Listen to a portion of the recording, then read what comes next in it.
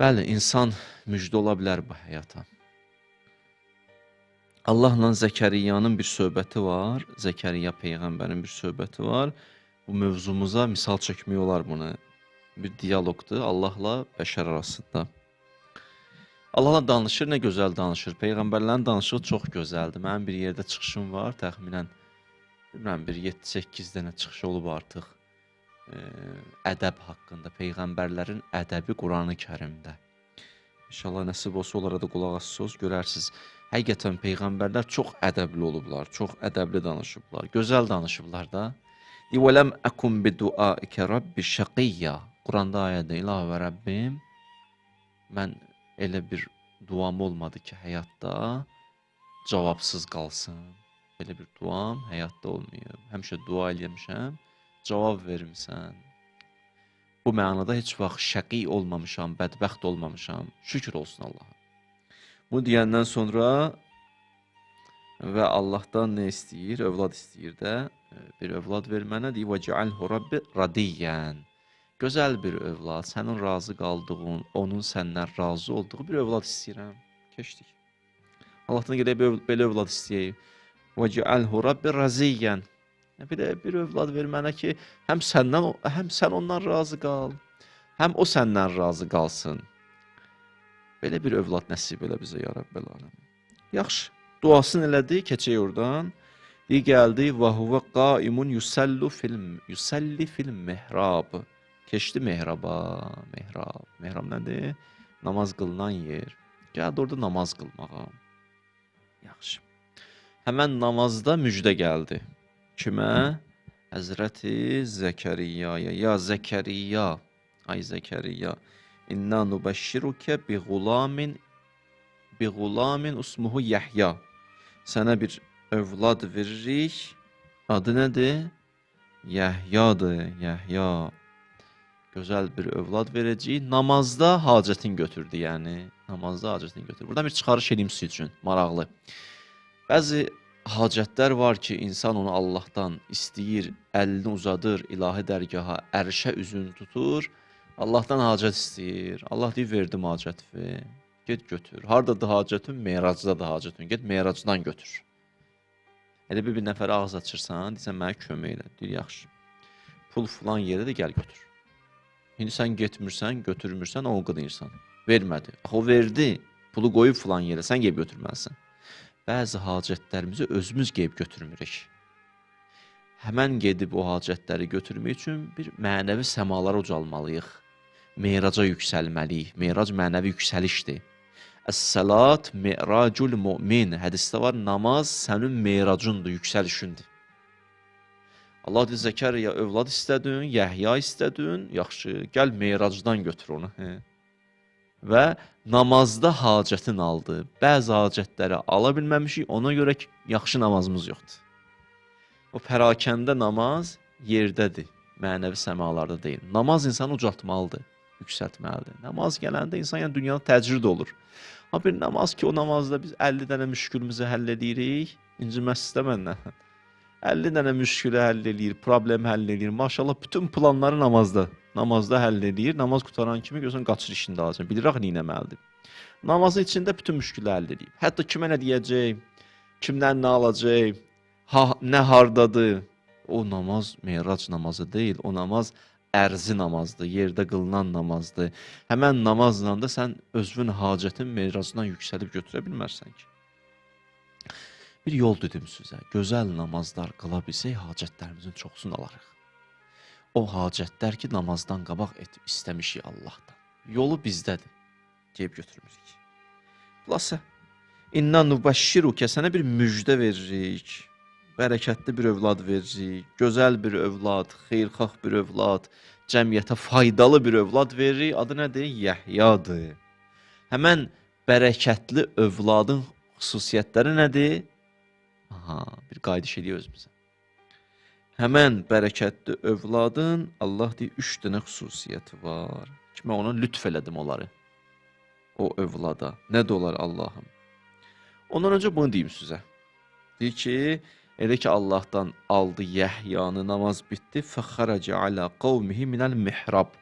Çıxdı deyir mehrabından, namazdan çıxdı. Vauha ileyhim, insanlara üzün tutdu, işarə elədi, dedi: "Ən səbbihuhu bukratan və əşiyya." Hamınız Allaha həmd səna eləyin. Hamınız Allaha təşəkkür eləyin. Şükür edin Allaha ki, Allah sizə bir müjdə göndərib, faydalı, bərəkətli bir insan göndərib. Buna görə elə hamınız təşəkkür eləməlisiniz Allaha. Bəzi insanlar bir övladın, bir ailənin övladı deyil, bir cəmiyyətin, bəşəriyyətin övladıdır. Ona görə bəşəriyyət Allaha təşəkkür eləməlidir, nəinki təkcə ailə. Bütün bəşəriyyət əlini qaldırıb Allaha təşəkkür eləməlidir. Ya Rəbbəl aləmin, bunu bizə nemət nəsib eləmisən. Belə insanlar var da həyatda. Hamımız içi mən qarışıq, əlimizi qaldırıb deməli Allah, şükür Allaha ki, belə bir insanı inəmsən, yetirmirsən, tutaq ki, bir nəfər insandan bağlı. Yaxşı. Üzün tutdu, dedi ki, gecə-gündüz Allaha həmd eləyin, ha, bərəkətli övlad gəlir. Bərəkətli, faydalı övlad gəlir. Gecə-gündüz. Nədir o bərəkətli övladın xüsusiyyətləri? 3 dənə xüsusiyyət əziz Allahımız deyir. 3 dənə xüsusiyyət. 1. Və ateynahul hukmə səbiyya. O övlada hikmət vermişik. Hikmətlidir o. Hikmətlidir o övlad. Hikmət nədir? Bir dənə mənasını bugün sizdən bölüşüm. Hədisdə var, əl-hikmət tu'risul mərifə. Hikmət insana mərifət verər. Mərifət nədir? Tanışdıq. Nə mənada? Dərin tanıma. Yəni, özünü dərk eləmə, həyatı anlamaq, Rəbbivi tanımaq. Deyə bildim? Hikmət nə oldu? Kimə ki Allah hikmət verdi, özünü dərk edər, həyatı anlayar və Allahını tanıyar. Ona deyirlər hikmət. Hikmət budur. Bu qədərlə, qısa. Deyir, bu bərəkətli insana hikmət vermişik. Bu bir xüsusiyyətidir. İkinci nədir? Və hənanən min lədunnə. Biz ona bir cazibə vermişik. Cazibə vermişik. Cəzb eləyə bilir insanları, çəkə bilir özünə insanları. Bəzi insanların cəzbi yoxdur sanki. Adam onu görəndə neynəməsi? İnsan dəf edir ruhu. Yaxınlaşa bilmirsən. Uzaqlaşırsan ondan. O hənanən yoxdur onda sanki. Hə, bəzi vaxtlarda özünün qarşı tərəfdə ola bilər, müşkül olsun. Qarşı tərəfdə müşkül olsun. Onun ruhunda müşkül var deyənə ondan uzaqlaşır. Bəzi insanlar peyğəmbərlərdən, övliyalardan, Allah dostlarından uzaqlaşıblar. Müşkül onlarda olmuyor ki, bunda olub. Yaxınlaşa bilməyib. Günahlar o qədər ruhunu çirkləndirib ki, onun yanında neynəyə bilməyib, qala bilməyib.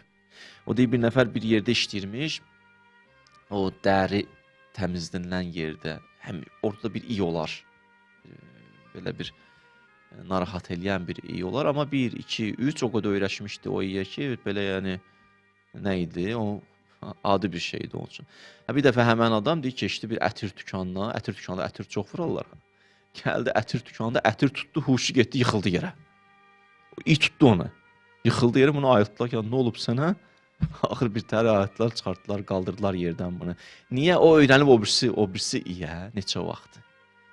Təsəvvür elə ki, belə bir ətir görəndə o biraz narahat oldu. Hətta belə insanlar da var həyatda, üzr istəyirəm bu ifadə, çirkli yaşayır, belə yəni adi hal olub ona o həyat tərzi, o yaşam tərzi. Onun üçün o belə narahat eləmir onu o hal. Elə yaşamağı xoşlayır sanki. Bəzi insanlar ruhunda bu var. İndi keçək bu tərəfə. Bəzi insanlarda hənanən cazibə var. Bərəkətli həyat budur. Cəzb eləyə bilirsən. Allah Peyğəmbərimizə deyir, وَلَوْ كُنْتَ فَزًّا غَلِيظَ الْقَلْبِ لَانفَضُّوا مِنْ حَوْلِكَ. İnsanlar sənin ətrafına yığışırdı. Sənin cazibən var idi. Çəkə bilirdin insanları. Cazibə çox mühüm məsələdir. Ola belə qəşəng sözlərin var, amma cazibə olmayandan sonra cazibə başa üstünə mənada, digər mənada demirəm, amma pis mənada yozulmasın. Yəni, mənəvi cəzbdən söhbət gedir. Mənəvi bir cəzbdən söhbət gedir ki, deyir, Allah deyir, Yəhyanı bunu vermişəm. İnsanlar onu sevir. İnsanlar ona qarşı xüsusi məhəbbət var. Üçüncü nə verib? O zəkatən. Zəkat sözü paçılıqdır. Zəkat elə mənası paçılıqdır. İnsan zəkat verəndə özü paçılanır. Allah burada nə mənada işlədir? Deyir, mən ona bir hikmət verdim. 1. Hənanən, cazibə verdim. Mənəvi cəzbə. 2. Üçüncü nədir? Zəkatən, paçılıq vermişəm ona.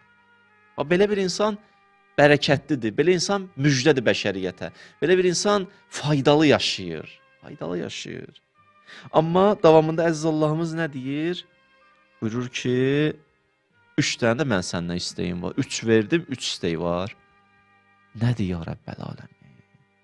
Deyib, bunları qoruyub saxlamaq istəyirsən, əgər bunları qoruyub saxlamaq istəyirsə, 3 dənə iş görəcəksən. Çünki hamı pak doğulur. Yu'lad əla fitrə. Pak fitrətlə doğulur. Hamıda bir mənəvi bir cəzb var. Hamıda hikmət var. Biz hikmət çeşməsiyik. Həqiqətən bizdə hikmət dolub, daşır. Özümüzdən xəbərimiz yoxdur ki bizim. Biz dəryayıq, hamımız. O qədər bizdə hikmətlər var. Özümüzdən xəbərimiz yoxdur. Aha, istəyirsən bunlar aktuallaşsın və yaxud bunları qoruyub saxlamaq istəyirsən, bəli, niyə istəmirəm ki, ya Rəbbəl aləmin, dərdim elə budur. Onda 3 dənə də sən əməl eləməlisən. Nə də olar, buyur Allahım. Əziz Allahımızın sözlərinə bax. Və kənət təqiyyə. Allahla rabitəvi düzəltməlisən, təqvalı olmalısan. İlahi rabitədə müğayət olmalısan. Nə mənada? Özün öz gözündə kiçilməlisən, Rəbbin gözündə böyüməlidir. Rəbbinin böyük lütflərini görüb şükr eləməlisən, şakiranə gözəl bir həyat qurmalısan, Allahla ünsiyyətini eləməlisən, qəşəngləşdirməlisən. Və kənət təqiyyə. Bu şərtdir. Bərəkətli həyatın şərtlərindən biridir. Özün gözündə kiçil. Rəbbin gözündə böyüsün. Əzuməli xaliq, xaliq gözlərində böyüyüb. Bəli. Və eyni zamanda Rəbbin lütflərini görməyə başla və görə şükr elə. Allah həmdələ, ya Rəbbəl aləmin, şükr elə. Şakiranə bir həyat, Allahla gözəl bir üns rabitə. Birinci budur, ikinci nədir? Bu Allahla sənin rabitən keçdi evə, ailəyə. Bərrəm bi valideyhi. Ata-anandan müğayət ol. Ata-anaya çoxlu yaxşılıq elə. Bər səhralar qədər yaxşılıq elə. Demə, bəsdir. Ata-anaya yaxşılıq bəsdir, yoxdur. Dayanmır. Azla qane olma. Bu şərtlərdən biridir bərəkətli yaşamaq. Siz mənim 6 cümlə çıxışıma baxsınız, görürsünüz ki, bunu da aşmışam. 1. Özün gözündə kiçil. 2. Allahla şükür elə, bərəkətlənmək istəyirsənsə. 3. Nə demişdim? Ata-anadan müğayət olun. Ata-anaya ehtiram vallahi adam ucaldır. Gətirir bir hədsə çatdırır ki, nə qədər danışdım sizə. Müğayət olun atalarımızdan, analarımızdan. Qapını bağlaya da bilərsiniz, ata-ana vasitəsilə açı da bilərsiniz. Üçüncü nədir? Üçüncü buyurur, vələm yakun cəbbarən əsiyyə. Allahla rabitə, ailə, ana, ata, keçdi insanlar, cəmiyyət. Cəmiyyətlə üns rabitə. Vələm yakun cəbbarən əsiyyə. İnsanlarla təkəbbürlü şəkildə davranma, yuxarıdan aşağı baxma, insanları sındırma. Yaxşı. Üsyankar olma,əsiyyən olma, cəbbar olma. Nə olar belə olsun? Əks halda cazibən gedər. Təkəbbürlü insanın mənəvi cəzbin qabağında bir sərhəddir. Cazibən gedər. O cazibəni qorumaq istəsən yenə salih əməllər icra elə. Salih əməllərin yiyəsi ol. Salih əməllərin yiyəsi ol. Fikir verdiniz ayə neynədir? Nələrə toxunduq? Bərəkətli həyat nə oldu? Hikmət dolu həyat, mərifət, özvü dərk, həyatı anlamaq, Rəbbi tanımaq. Davamında nədir?